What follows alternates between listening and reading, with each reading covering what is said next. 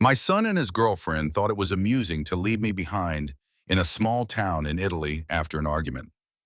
Let's see how he will find his way back, Evan said, his laughter mingling with Sophie's, blending into the sound of the car door slamming.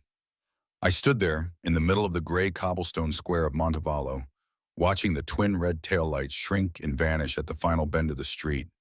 A thin layer of dust rose in the late afternoon light, drifting like a faint veil between me and the direction they had just disappeared.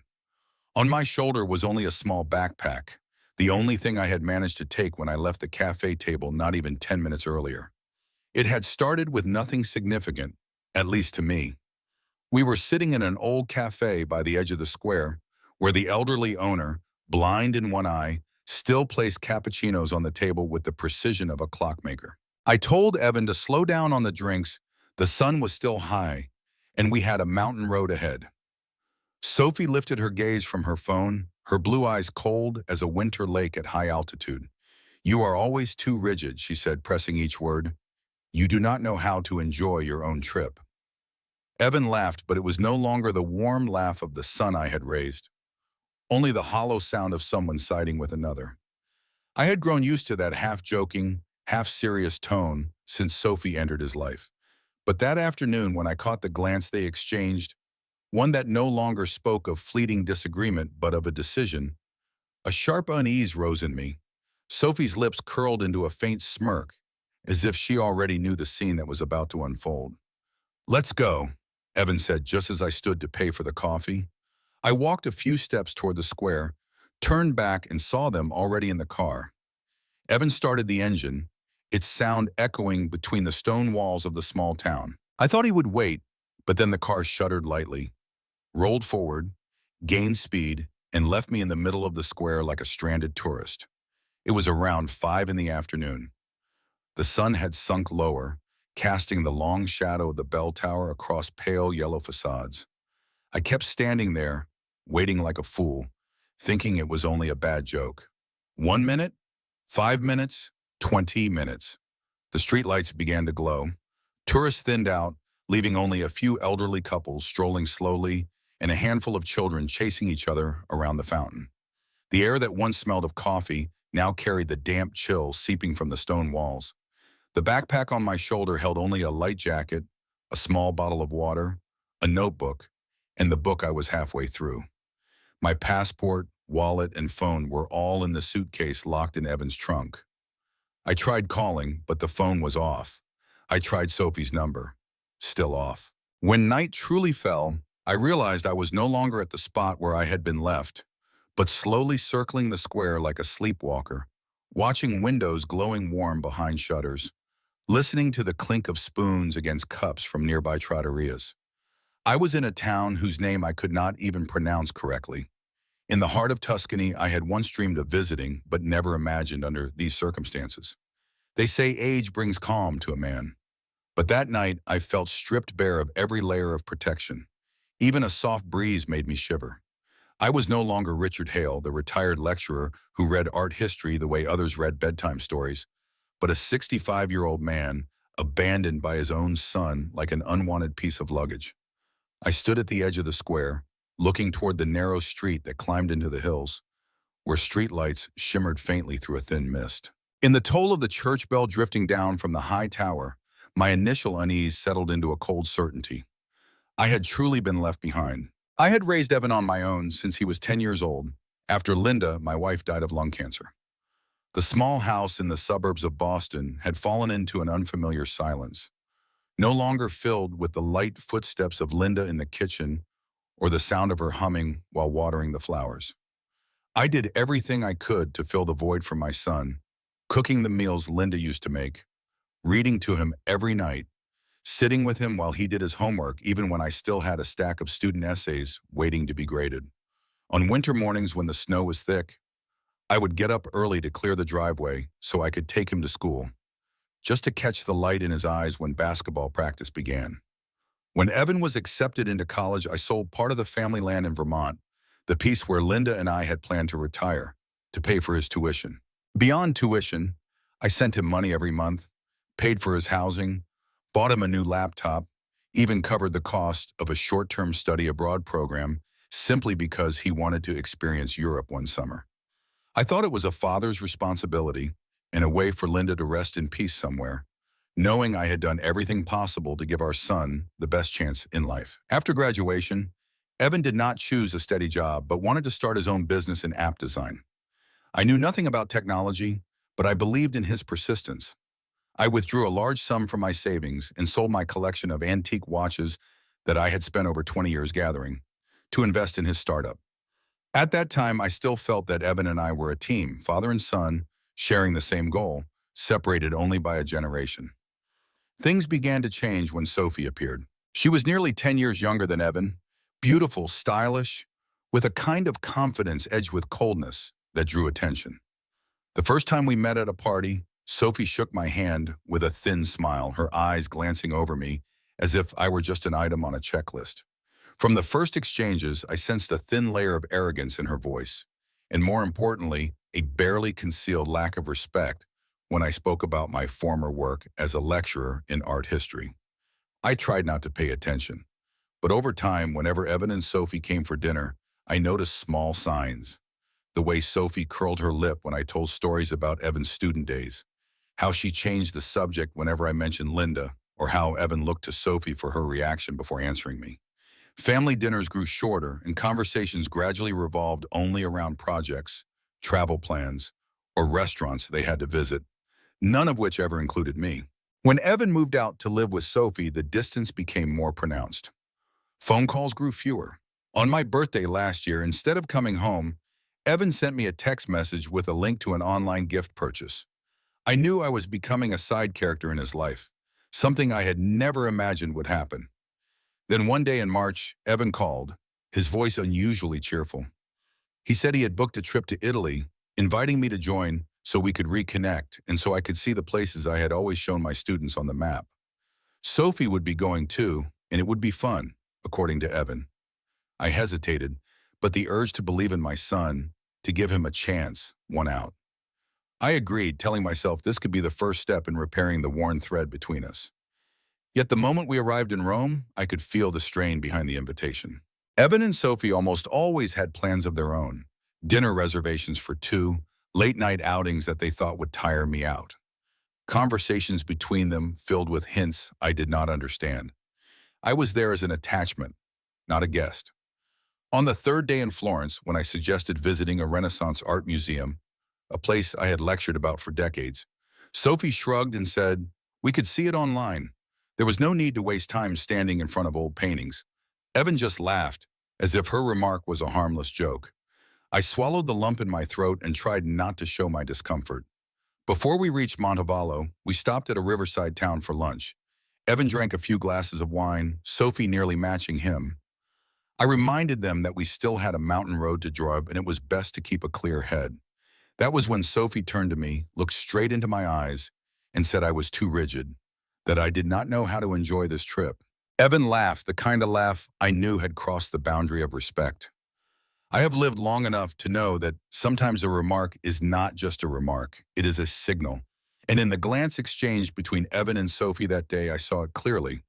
They had chosen to stand together on one side, and I, the man who had once been everything to my son, had been pushed to the other. In the final days before everything happened, the distance between me and the two of them could be measured by the way they kept their own separate schedules.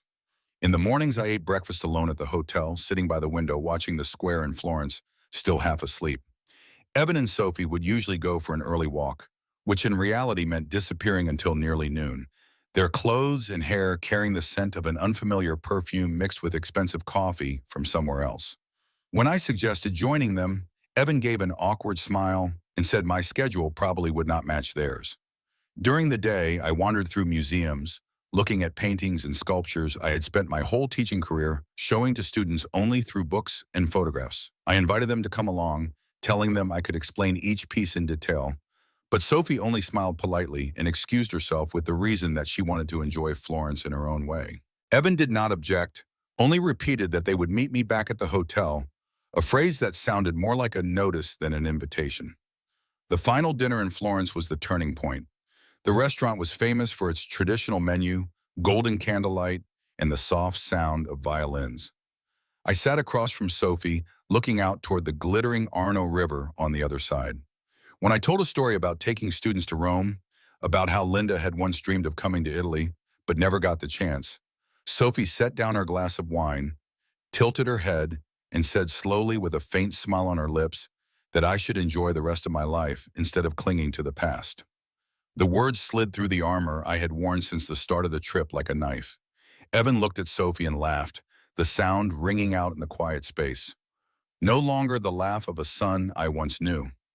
I stayed silent for the rest of the meal, speaking only when necessary. But the next morning, Evan knocked on my door holding a stack of papers. "Dad," he began, his voice forced into calm, "I want to talk about the house in Boston. Sophie and I think it would be best to rearrange ownership. You would still have the right to live there, but the paperwork should be in my name so I can handle maintenance and taxes. You are getting older, and the legal side should be simpler." I looked down at the papers he placed on the table. Words like authorization and transfer stood out. I had taught art history all my life, but reading legal language was never difficult for me. I understood immediately. Signing would hand over full control of the house to Evan.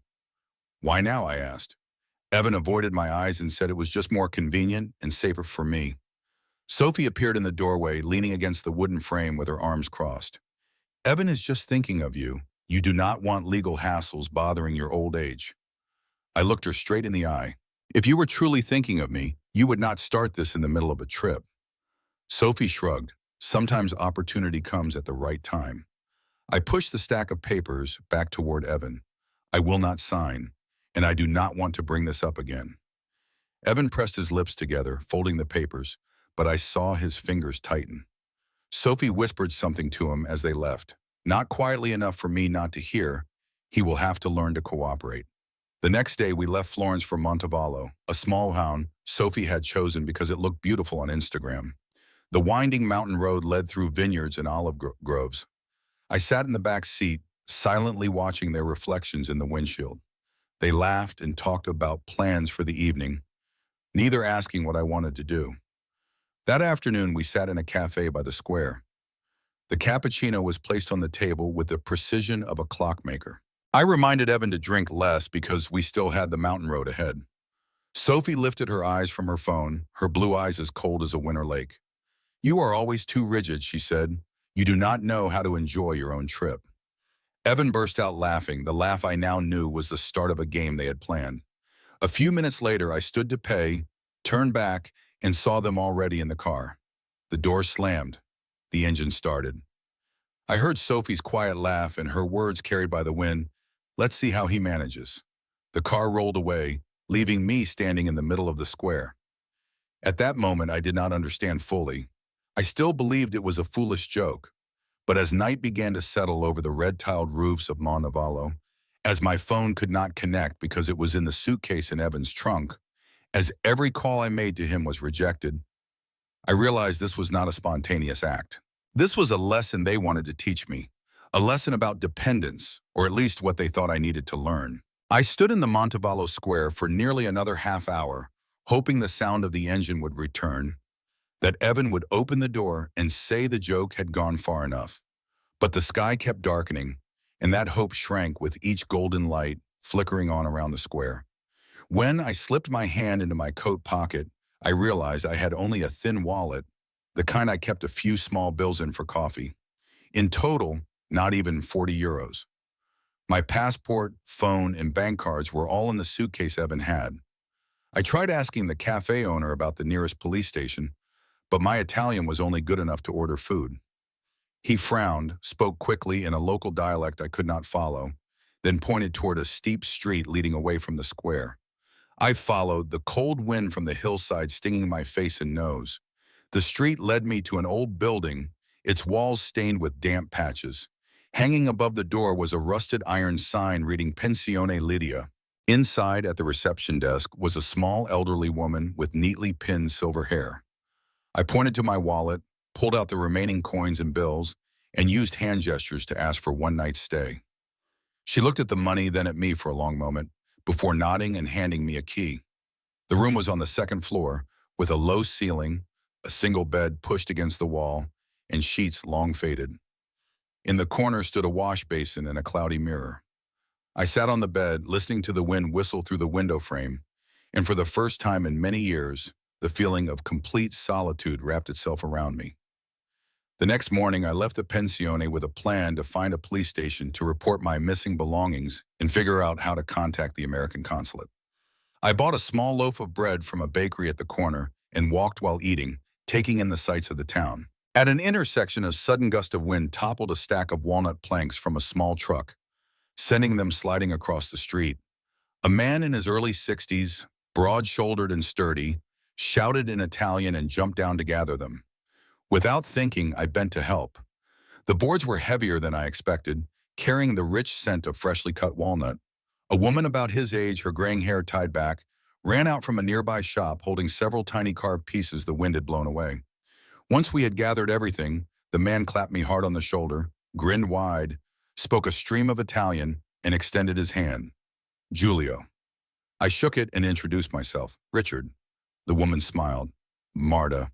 Through a mix of halting Italian, broken English, and many gestures, I learned they owned an antique wood restoration workshop at the end of the street.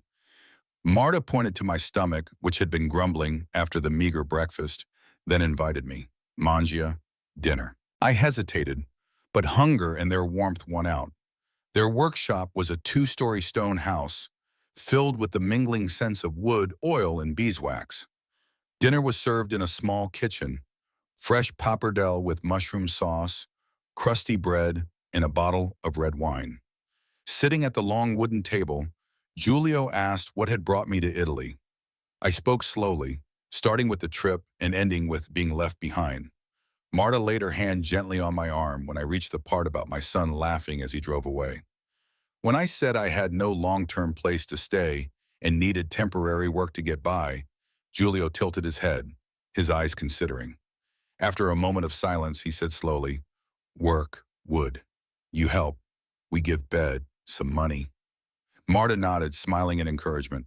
I had never restored wood before, but my hands were used to precision from years of teaching, turning the delicate pages of old manuscripts. More than that, I knew this was a chance to steady myself before deciding on my next step. I agreed. That evening, Giulio led me to the attic room at the back of the workshop. A single bed, a small table, a window looking out over the olive trees. Not luxurious, but cleaner and warmer than the pensione. Marta handed me a set of work clothes, freshly laundered and smelling of soap. "Domani," she said. "Tomorrow, work." Lying in that unfamiliar bed, I thought about how only 24 hours earlier, I had been sitting in a cafe, believing my son was only taking a cruel joke too far. Now I was in an entirely different world, one of wood, labor, and people who did not need to know who I was to offer me a place to sleep and a meal to eat. Tomorrow I would start in the workshop, and inside me, a new thought had begun to grow. If Evan and Sophie thought this was a lesson for me, they would soon learn I was a faster learner than they imagined.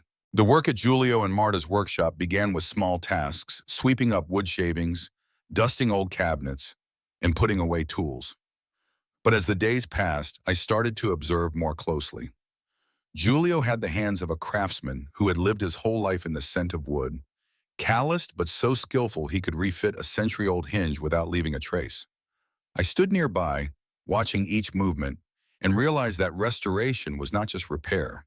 It was a conversation with the past, a way to preserve the stories hidden in the grain. One afternoon, Giulio handed me a Louis XVI chair, intricately carved but with one broken leg. He only said, "Piano, piano," slowly. I began to run my hands over each detail, the smooth feel of walnut under my fingers, reminding me of the times I turned the pages of old books in the university library. The difference here was that my tools were not pen and notebook, but glue, chisels, and sandpaper. When the chair stood firm again in the warm light of the workshop, a strange pride settled inside me. Marta, who managed the clients and orders, often invited me to sit with her while she spoke to customers on the phone. My Italian was still clumsy, but enough to understand when they spoke of wanting a cabinet like their grandmother's, or a vanity they remembered from childhood. Marta explained to me that here, customers were not just buying an object, they were reclaiming a piece of memory. I remembered that and began to think about how to carry those memories beyond the streets of Montevallo. The idea came one evening while I was tidying the record storage corner. Dozens of notebooks filled with orders and client photos lay stacked, their pages yellowed. I asked Julio and Marta if they had ever sold to customers abroad. Marta shook her head, no idea how, and no trust that someone would pay first. I suggested we could digitize everything, photos, descriptions, the history of each item, and sell online. I could help. Julio frowned, clearly unconvinced. But a few days later, when I showed them a simple spreadsheet with images and detailed English descriptions for 10 pieces, he nodded. Try. We started with an international handmade goods site, and within 2 weeks, a pair of 19th century chestnut cabinets was ordered by a customer in London for 1.5 times the local selling price. Marta hugged me so tightly I almost dropped the chair I was carrying. That step forward brought me invitations to gatherings of the artisan community, potters, weavers, winemakers. Through coffee at a small bar at the end of the street, I became acquainted with a man named Lorenzo, whose niece worked in a Florence law office that helped foreigners with paperwork. Our conversations drifted from daily life to the reason I was here. I told him briefly about Evan and Sophie, about the lesson they thought I needed to learn. Telling the story to someone outside for the first time, I realized I no longer felt ashamed, only clear-minded. When I mentioned Evan presenting me with transfer papers for the Boston house, Lorenzo looked up. If you want to stop him, there is still a way, but you must act quickly. I asked for the number of an old friend in Boston, Mark Dwyer, the lawyer who had represented me when I bought the house nearly 30 years ago. That video call felt as if no time had passed. Mark listened, paused for a few seconds, then said, Richard, you have to act now. If Evan intends to take ownership, the first step is to protect the property through an independent entity. We spent 2 hours working out a plan, transferring the management of the house to a historic preservation trust. Because the house was in Boston's historic district, it qualified as a protected property, and preservation laws would prevent any individual from selling or mortgaging it without the trust board's consent. I would be the founder, but management would belong to the board, a legal barrier against any move Evan might attempt. Mark drafted the documents and sent them by email. I printed them at the town's copy shop, signed, and sent back the scans. With each signature I put to paper, I felt as though I were driving nails into a door that would shut firmly in Evan's face. While Mark handled the paperwork in the U.S., I continued working at the workshop. But now every saw cut, every stroke of the plane, every polish was in rhythm with the plan taking shape. By day, I restored pieces whose history stretched beyond my lifetime. By night, I emailed Mark, received updates, and read each clause carefully to ensure there was no gap that could be exploited. One evening, after I sent the final confirmation, Marta brought me a glass of wine and said, Per festeggiare. To celebrate, I asked. Celebrate what? She smiled. Richard, you are no longer just learning the trade. You are part of this place now, and you look very different from before. I knew she was right. Only months earlier, I had been an old man abandoned in an unfamiliar town, shivering as I searched for a bed. Now I had work, a new skill, and a plan to protect the rest of my life from those who saw me as an obstacle. A few weeks later, Mark sent a short message. Done. Evan can't touch the house now, even if he hires a whole team of lawyers. I read that line over and over, a wave of relief sweeping through me. The first step had succeeded. But I knew Evan would not stop just because one door had closed, and I was ready for the day he showed up, wanting to talk like family. When that day came, I would no longer be the Richard he thought he could push around. I would be the one to decide who really needed to learn a lesson. I knew this day would come. I just did not expect it to arrive so soon. One late summer morning, while I was with Julio polishing the surface of a 6-meter dining table for a restaurant in Siena, Marta walked into the workshop with an unfamiliar expression.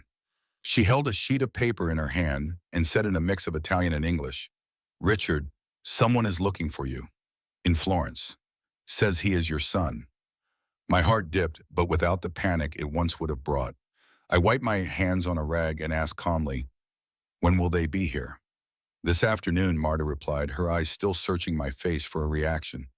I knew Evan had traced me, Perhaps through a bank transaction, the last time I had used the secondary card to pay for a bill in Montevallo, or through some connection back in Boston. However he managed it, he would come carrying that same tone I had heard so many times before. Part request, part command. At exactly 4 o'clock in the afternoon, the sound of an engine echoed along the cobblestone street leading to the workshop. A rented sedan with Florence plates stopped at the gate. Evan stepped out, still neatly dressed.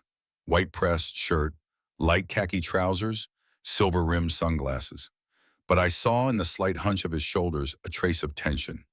"Dad," he called as he approached, slipping off the sunglasses. His smile tried for warmth but could not hide the searching look in his eyes. "Finally, I found you. We need to talk." Giulio and Marta were standing near the door, pausing their work. I gestured for them to stay. I wanted them to see this. "We are talking," I answered evenly. "Go ahead." Evan glanced at the two Italians, lowering his voice. "I think it's best if we speak in private. This is family business." I did not move. If it truly is family business, then I do not need to hide it from anyone. He sighed as if holding back irritation. "Dad, here is the situation. In Boston, the paperwork for the house is facing issues. If you do not sign the necessary documents, everything will become complicated and costly. I came here to help you handle it before the other side's lawyer files a claim." I looked him straight in the eye. "The other side? You mean you?" Evan blinked, then rushed to say, "I just want to avoid legal trouble. If you sign, everything will be fine." I walked to the workbench, opened a drawer, and took out a folder I had prepared. White pages stamped in bold red. I laid them in front of him. "Fine, read.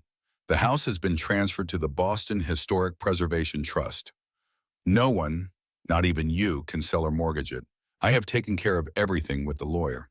He picked it up, flipped through, and I saw the skin on his neck turn red. "Dad, you cannot. This is protecting myself," I cut in. "After being left in a strange town with no money, no documents, I learned very quickly that I had to protect myself." Giulio crossed his arms, leaning against the doorway. Marta stood beside him, eyes fixed on Evan. I continued, my voice steady but clear. "You call this family business, but what you did in Montevallo was not the act of family. It was the act of someone trying to teach a lesson to a man you thought would not fight back. You were wrong." Evan pressed his lips together, his gaze shifting away. "You misunderstood. That day, it was just a joke that went too far." "Good," I said. "Then take this as my reply. I am not returning to the U.S. with you. I am not signing any more papers. I am not letting anyone decide for me." He lifted his head, his voice rising. "You are ruining everything. You do not understand Sophie." "I understand Sophie better than you think," I cut him off again. "And I understand you now. You did not come here to apologize. You came because you lost access to the property." The words dropped between us like a stone into a well. Evan stood still holding the papers, his breathing sharper. I stepped back, folding my arms. "Anything else? Because our work is unfinished." Evan glanced at Giulio and Marta as if seeking an ally, but they stayed silent. Finally, he set the papers on the table and said quietly, "You will regret this." "I do not think so," I said, my voice light as early autumn wind, but with no gap to slip through. "Here, I have work. I have people who respect me. I would regret going back to a life where every dinner was a test of patience against contempt." He said nothing more, only turned and walked to the car. The door slammed, the engine roared, and the sedan disappeared beyond the olive trees. I stood there a moment longer, breathing in the mingled scent of wood oil from the workshop and olives from the yard. When I turned back, Giulio gave a small nod, the look of a man who had witnessed another find himself again. Marta smiled and squeezed my shoulder. No words were needed. They knew I had just closed an old chapter. The news that the house in Boston had been transferred into the Historic Preservation Trust spread faster than I expected. Mark, my attorney, sent me an email with a scanned article from the local paper. The Hale House, a historic property, was now officially protected under the city's preservation laws. It would never be sold or repurposed. The photo showed the front of the house with a new brass plaque gleaming in the sunlight. engraved with its year of construction and historical significance. I read the article in Marta's kitchen, espresso cup in hand, a smile forming without my noticing. It was not only because the property was now safe, but because of the final line in the article. According to the trust's representative, the transfer had been carried out by the current owner, current owner, Richard Hale, with the intent of protecting a piece of family and community history from exploitation for personal gain. Mark told me that immediately after the process was completed, Evan contacted the trust's office to request a seat on its board. His request was flatly rejected, with the explanation that only those invited by the board could join, and that his rights to the house were now zero. You should have seen his face when he heard the news, Mark added in the email, read like he had just stepped out of a fireplace. The news did not stop there. It reached the extended family in Boston, who had always respected me for my persistence in preserving the old family home over decades. When they learned that Evan had tried to pressure me into signing over the deed, they did not hide their disappointment. A cousin called me from Massachusetts, his voice thick with frustration. Richard, I don't know what he was thinking. You raised him his whole life, and now he turns around and tries to take the only thing you have left. Everyone here is talking, and no one is on his side. Mark also shared another detail, one that did not surprise me. Sophie had broken up with Evan, she told a mutual friend, and the news quickly spread. Without financial benefits, there is no reason to stay. Evan, already humiliated in front of the family, now faced an emptiness that was both emotional and material. In a video call, Mark held up the final file to the camera. Richard, everything is done. The trust has full control, and Evan has no legal path to access it. Even if he hires a lawyer, it will only waste his money. I sat at the wooden bench in the workshop, the steady scrape of Giulio's plane in the background, and felt something like a cool breeze after a stifling summer day. It was not the triumphant joy of an enemy's downfall, but a pure relief, knowing that a door was locked, the key was in my hand, and no one could take it away. That evening, I told Giulio and Marta, using every bit of Italian I knew and more than a few gestures. Marta laughed brightly and refilled my glass. Giulio only nodded once. Justitia, justice. I nodded back, feeling for the first time that the word was not just an abstract term in a law book, but something I could touch, something I could hold. In the days that followed, I still received short emails from Evan. At first, they were angry and accusatory, then shifted to pleading to talk again as father and son. I read them, then left them unanswered. Not out of a desire to punish, but because I understood. Some doors, once closed, can never be opened the same way again. In Montevallo, autumn had begun to settle in. The olive trees turned color, and the scent of damp earth in the early morning carried a faint chill. Work in the shop went on as usual, and I still rose early, walking the cobbled street to open the workshop with Giulio. The only difference was that now, whenever I looked at the drawer where the trust documents were kept, I saw a reminder. It was time to live the rest of my life on my own terms, without letting anyone else decide for me. Evan may have lost a house, but what I had kept was worth far more. It was the right to choose and the dignity I thought I had lost that day I stood alone in Montevallo Square. And justice sometimes does not require a courtroom. It lies in making sure no one can continue to treat you as a victim. One winter morning, Giulio called me into the small office behind the workshop. Light streamed through the window onto the wooden desk where a pristine stack of papers lay neatly in place. He pushed it toward me. Socio ufficiale, official partner. On the paper was the contract confirming that I would become the head of the international client division of the Hale Bianchi Restoration Workshop. My name standing side by side with Giulio's and Marta's. I picked up the pen and signed, my hand steadier than it had been for any signature in my life. It was not a signature binding me to a responsibility without respect, but one that affirmed I had found a place where I belonged. The new role was not only about sales. I translated product descriptions, replied to letters from overseas customers, and occasionally negotiated special orders, like an 18th century carved table and chair set for a small museum in Scotland. Giulio and Marta's house was now my home. Every morning, Marta made coffee for the three of us, setting my espresso cup in its familiar spot by the window. In the evenings, we shared dinner at the same house, listening to Giulio recount his youth wandering across Europe, or hearing Marta recall the years when the olive harvest failed and then flourished again. In their stories, they always said we, never I or you, when speaking about the work, the home, or the future. It was the same with the people in the artisan village.